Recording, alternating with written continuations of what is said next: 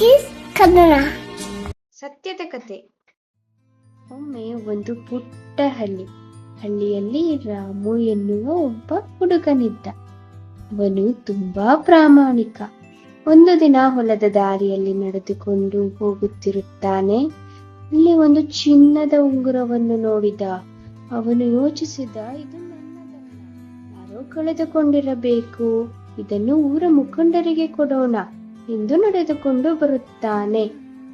ಮುಖಂಡರ ಮನೆಗೆ ಬಂದು, ಇದು ನನಗೆ ದಾರಿಯಲ್ಲಿ ಸಿಕ್ಕಿತು ಎಂದು ಹೇಳುತ್ತಾನೆ.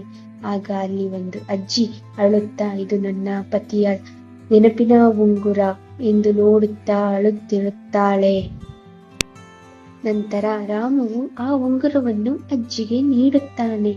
ಆಗ ಅದನ್ನು ಕಂಡಾಗ ಅಜ್ಜಿಯ ಮುಖ ಸಂತೋಷದಿಂದ ಅರಳಿತು. ನಂತರ ಅಜ್ಜಿಯು ಹೇಳುತ್ತಾಳೆ, ನನ್ನ ಪ್ರೀತಿಯ ರಾಮು, ನೀನು ಕೊಟ್ಟ ಉಂಗುರಕ್ಕೆ ನನ್ನ ಕೃತಜ್ಞತೆಗಳು.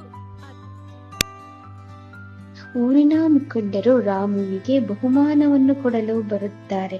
ಆದರೆ ರಾಮು ನಗುತ್ತಾ, ಇದು ನನ್ನ ಕರ್ತವ್ಯ ಮಾತ್ರ ಎಂದನು. ಊರಿನ ಜನರು ಎಲ್ಲರೂ ಅವನ ಸತ್ಯ ಮತ್ತು ಪ್ರಾಮಾಣಿಕತೆಗೆ ಎಲ್ಲರೂ ಚಪ್ಪಾಳೆಯನ್ನು ತಟ್ಟುತ್ತಾ ಮೆಚ್ಚಿದರು. ಈ ರೀತಿಯ ಹೆಚ್ಚಿನ ವಿಡಿಯೋಗಳನ್ನು ನೋಡಲು ನಮ್ಮ ಚಾನೆಲ್ ಅನ್ನು ಸಬ್ಸ್ಕ್ರೈಬ್ ಮಾಡಿ.